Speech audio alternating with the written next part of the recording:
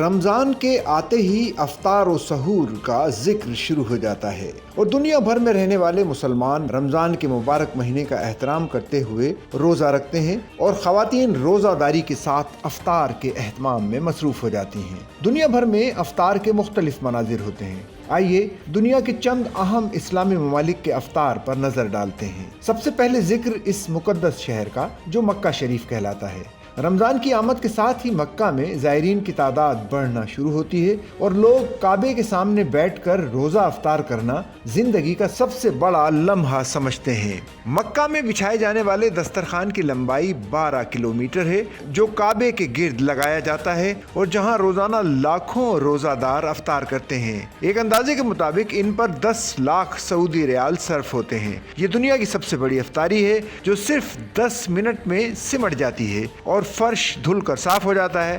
روزانہ 50 لاکھ کھجوریں اور 20 لاکھ آب زمزم کی بوتلیں افطار کے دسترخوان پر سجائی جاتی ہیں۔ سبحان اللہ، کعبہ شریف کی رونق، اللہ اکبر۔ انڈونیشیا وہ ملک ہے جہاں مسلمانوں کی آبادی 90% ہے۔ یہاں کے لوگ خدا ترس اور مذہب پرست کے ساتھ صلح کل ہیں۔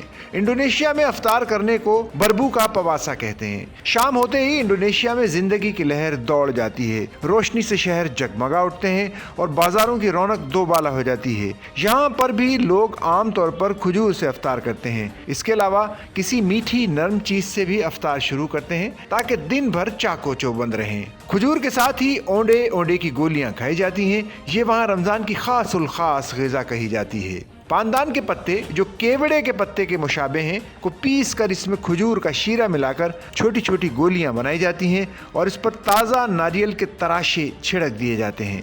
اس کے علاوہ پلاسٹک کی تھیلیوں میں نوڈلز اور نشاستہ کی گولیاں پاندان کے شربت کے ساتھ بازار میں دستیاب ہوتی ہیں۔ افطار کے دسترخوان پر بیف سموسا، بالا ہلکی تلی موسمی سبزیاں، می گورینگ مسالے دار نوڈلز، کولک شکرکندی اور کیلے کے ٹکڑے، ناریل کے دودھ اور کچھوڑ کے پیڑے کے ساتھ مرتبک اور موسمی پھل وغیرہ ہوتے ہیں۔ ملائیشیا میں مسلمانوں کی کثیر آبادی رہتی ہے اور وہاں بھی رمضان کی مناسبت سے سحر و افطار کے مذہبی اور اجتماعی پروگرام ترتیب دیے جاتے ہیں۔ یہاں بھی افطار کو بربو کا پواسا کہتے ہیں۔ رمضان بھر یہاں کی مساجد میں غریبوں کے لیے افطار اور کھانے کا انتظام بڑی فراخ دلی سے کیا جاتا ہے۔ افطار کے دسترخوان پر گنے کا رس، سویابین، دودھ میں نشاستے کے رنگین ٹکڑے، مختلف قسم کے ساتے، لیمبوک، ناریل کے دودھ میں گوشت اور ہلکے مسالے میں پکا ہوا دلیا، مرغ اور چاول پلاؤ، مرتبک، ببولا مارک ہوتے ہیں۔ افطار کا سب سے بڑا اہتمام کوالالمپور میں ہوتا ہے جہاں روزے کی فضیلت اور مساوات کا ذکر ہوتا ہے۔ اس میں تقریباً 30,000 لوگ شامل ہوتے ہیں اور یہ ملائیشیا کا سب سے بڑا افطار ہے جس میں خواتین بھی شامل ہوتی ہیں۔ مصر میں رمضان کا مہینہ اپنے خوبصورت انداز میں جلوہ گر ہوتا ہے۔ مصر میں رمضان کے ساتھ فانوس، قندیل اور چراغ کی دلچسپ روایات جڑی ہے۔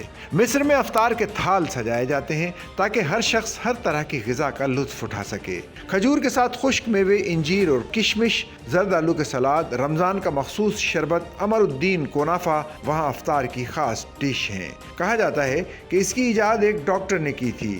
مصر کی ایک شہزادی کو روزہ سخت امتحان لگتا تھا اور وہ بھوک سے بے حال ہو جاتی تھی اور پھر ایک ڈاکٹر نے کونافہ بنانے کی ترکیب بتائی اور کہا کہ سحور میں کھانے سے دن بھر بھوک کا احساس نہیں ہوگا۔ تب سے کونافہ افطار و سحر دونوں دسترخوان پر موجود ہوتا ہے۔